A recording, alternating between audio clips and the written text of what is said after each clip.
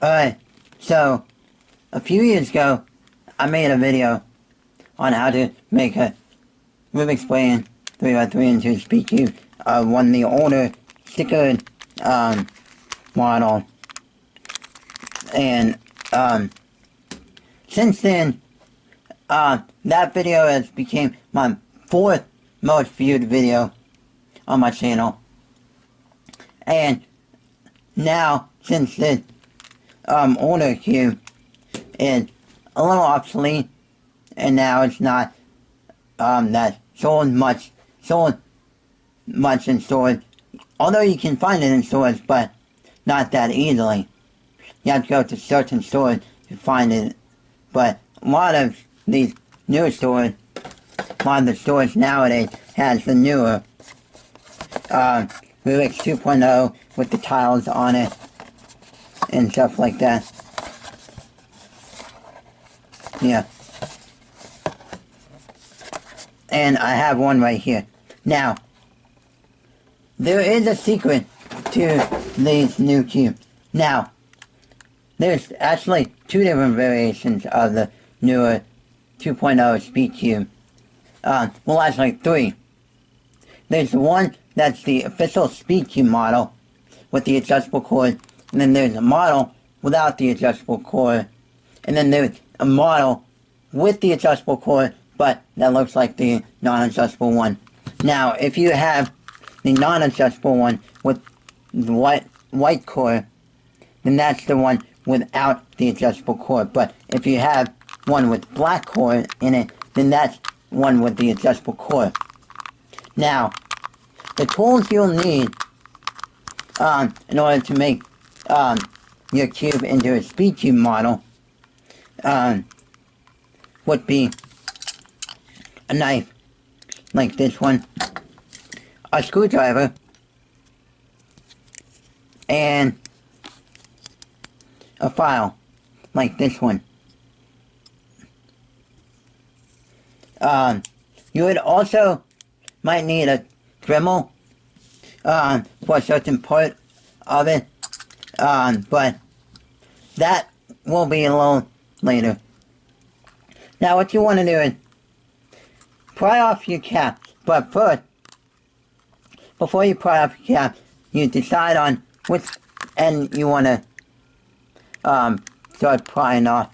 Like, I'm prying it off by pushing down on this end, right here, in these ends. And you'll see why I'm talking about this while I'm trying to push side. Because when you do that,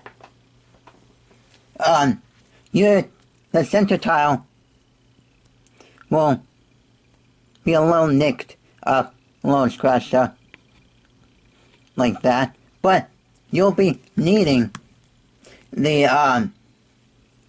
file to do something with these tiles. So let me take them all off. Alright, so I got all 6 of these center tiles off, as you can see. And now you can see there's screws in all 6 centers. And what you can do is actually unscrew it all. Like, tension it. Really actually tensioning it.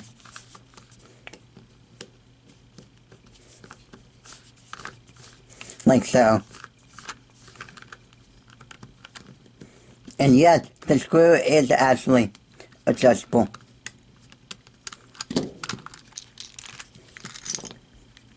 As you can see. Plus, I forgot to mention that you'll also need lube. I'm using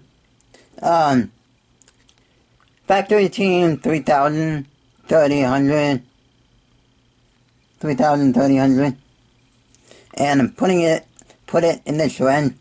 And now, what I usually do, what I'm doing for this, is actually moving this white part of it, putting some lube around it. Yeah, a bit of lube around it. Don't need to do much else. Just put lube around that center part, and also around the other outside parts, like around here and in there and so on and so forth. But not quite yet. Put those loops on the outside part last. Because,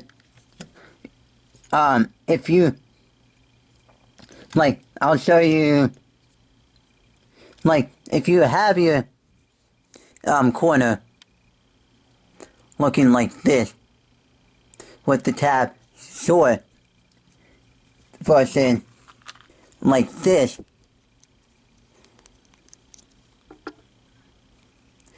this one has the tab longer, while this one has it shorter. Ideally you want it shorter, because when you are turning it, these edges will go around, and if you have the longer one, it will sort of go rub over it, like this. When it's going over, it will bump into it and rub into it. And that makes it clicky. And ideally, you don't want it to be clicky. And second of all, if your centerpiece has a really sharp point on this, what you want to do is just sand it down until it's not so sharp. But with this, it doesn't seem to be that super sharp on this one. So I'm fine with not doing that portion of it. But if you are actually going to do this corner mod thing, you want to scrape it or sand it down until it's a bit shorter, but the notch still has to be there, because what that notch does, it actually helps keep these corners from actually popping off, because the notch on here, on this edge wing, once you focus, will get caught onto this edge, the corner knob, and helps prevent it from popping even further. So yeah. And another thing what you want to do is here's where this file thing comes in handy. And where you actually get those knots in. If you have a tile that's sort of like this orange tile with this sort of damaged part as you were taking it off, you would want to take your file and just file it down until you have a notch open. I'll show you what I mean. Basically, with these tiles, you want to create a little notch on it, sort of like this, so that when you actually put it back on the centerpiece, like so, you'll have this area where you can actually just easily get the center cap out, the center tile out. And that just flew out. But ideally, you just want to get it all out, like so, and create these notches.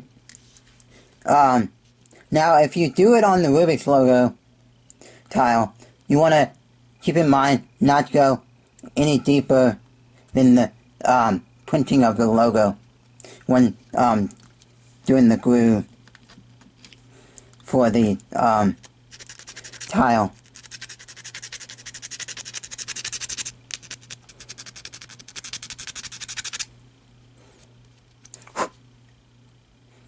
So, sort of about this depth and so on and so forth.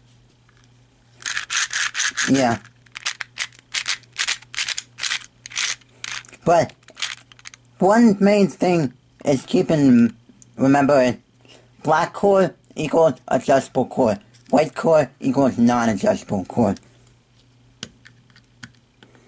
And after you got all the tiles, center tiles done, and got it all lubed up, now it's time for you to go back and adjust it all and get your final setting, tension setting correct. Ideally, what you want to have is your cube to be corner cutting like about there. Yeah, 45 line to line.